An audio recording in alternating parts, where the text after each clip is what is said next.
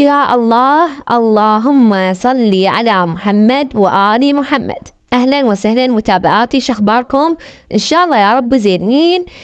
اليوم كان آخر مجلس ببيتي، سويت كباب عروق، يعني كباب كلش سهل وبسيط وبس، يعني مكونات بسيطة وسريعة. أخذت راس بوتيتي وأربع روس بصل وطماطة وشوية كرفس وبهار وملح وعجنته، يعني خليته ساعة وبديت بلشت بيه أقلي بيه. ترى الطاوة دهين، ما عليكم شكل الطاوة، ترى الطاوة السوداء هي أحسن طاوة تقلي. للعلم هاي كانت الطاوة رصاصية وجديدة، بس تعرفون صناعات العراق ماكو صناعة عندنا زينة. وأكثر شي الطباخ مال الغاز هو يخرب لون الطاوة ويخليها سوداء، إذا عاد كهرباء يتوقع الضوء.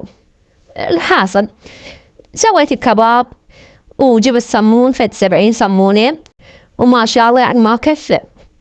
وقليت بوتيتي وباذنجان وخضرة، بس ما طلعت الفيديوهات كان مو واضحة ومستعجلة.